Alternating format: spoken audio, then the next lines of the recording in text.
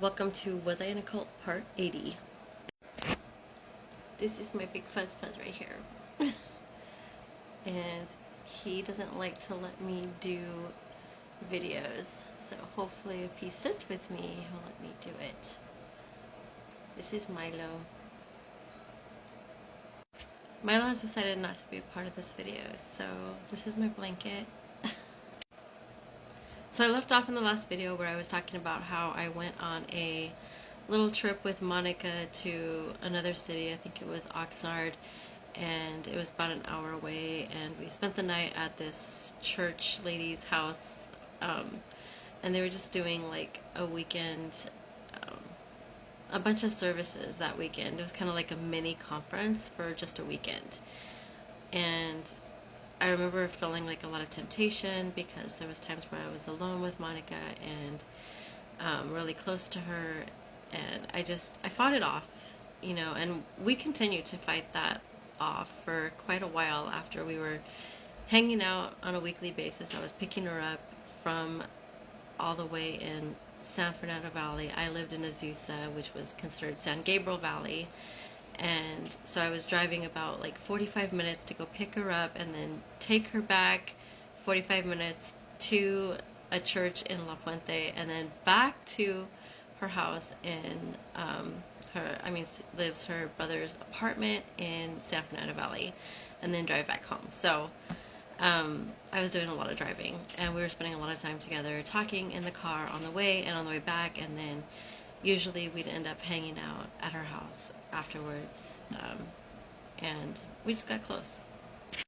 Also at the time, I had custody of my nephew, which I forgot to mention earlier, but my sister lost custody of him, and she wasn't allowed to see him, and I had taken him in, and my grandfather was completely against it. He was like, he's not my grandson, because it was my sister from my mother's side of the family, and my grandpa that was raising me was my father's father, and he's just like totally didn't want anything to do with it.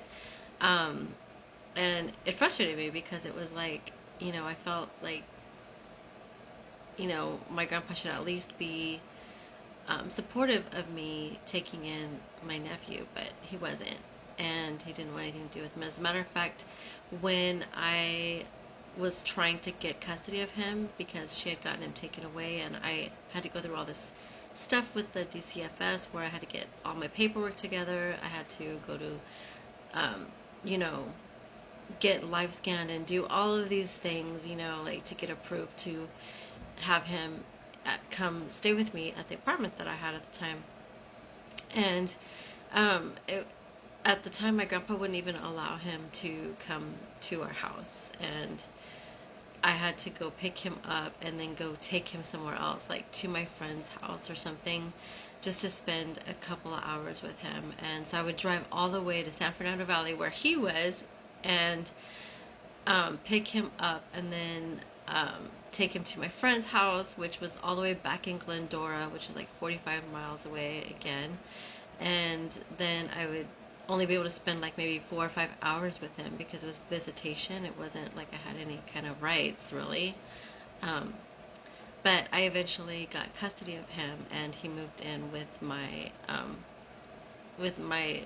well, I was by myself at the time, living in an apartment. But then later on, after my grandpa realized that, if he didn't accept my nephew, he was gonna not accept me, and then, I wasn't going to be around him because I wasn't going to take my nephew where he wasn't going to be, accepted, or he was going to be treated wrong. But my grandpa kind of finally came around. It took a long time, but he finally decided that he wanted us to be in his life. So, long story short, I ended up moving back at one point of time with my grandpa and my nephew, because it just made it a little bit easier, because my grandpa was getting really sick and he needed help also. He had a heart attack and a stroke, and he needed someone there to be with him, and so he basically asked me if I could come move back with him, and I did. So I became his caretaker, and I had a foster child. So I had a lot of going on in my life at the time, like a lot of stuff on my plate.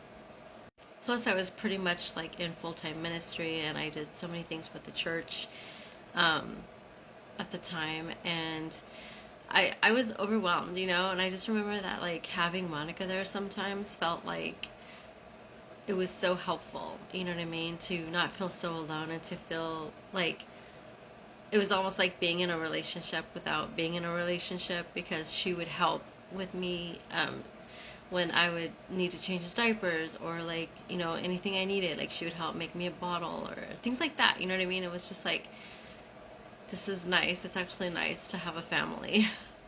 And I think a part of me even just kind of like thought, this would really work out great if only my church was okay with me being in a relationship with a woman. So a few months went by, and at one point in time, I remember that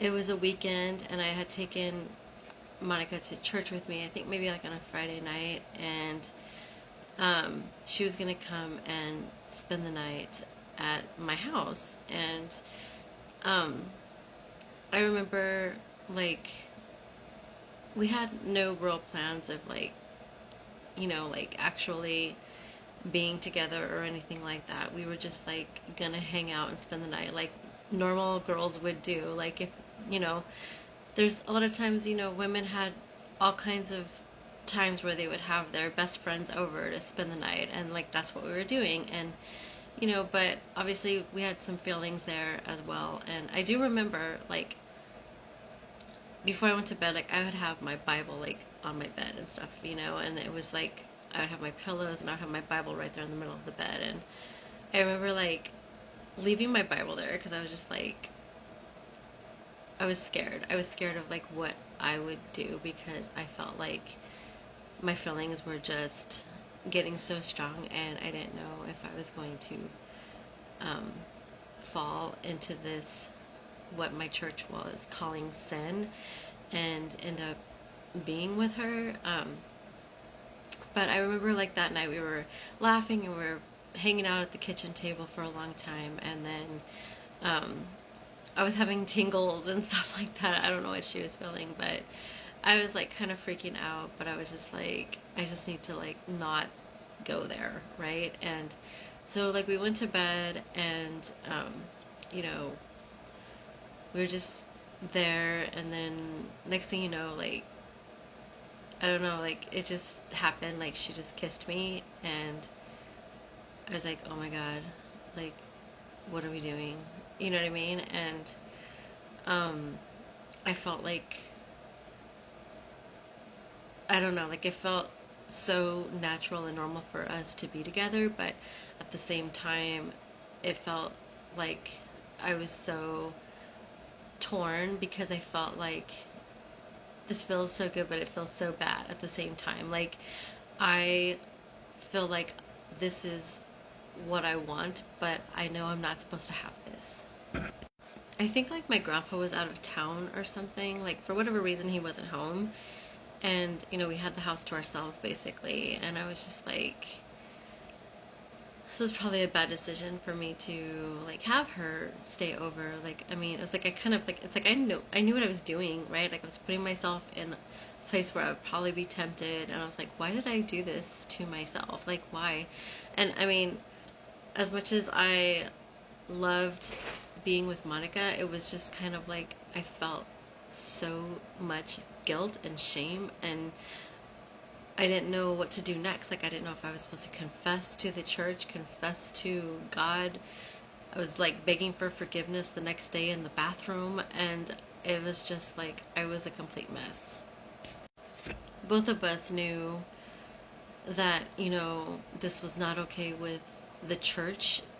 The church made us believe that it was not okay with God, and both of us were like just full of shame and guilt, and we just like we didn't know what to do with that. It was then that I realized that all the conversion therapy and all of the counseling that I had to stop being gay was not working. It never worked. It never changed my feelings and my thoughts, and I was a lesbian, and that I just was having a hard time coming to terms with that. And I'm out of time, so I guess I'll tell you more later.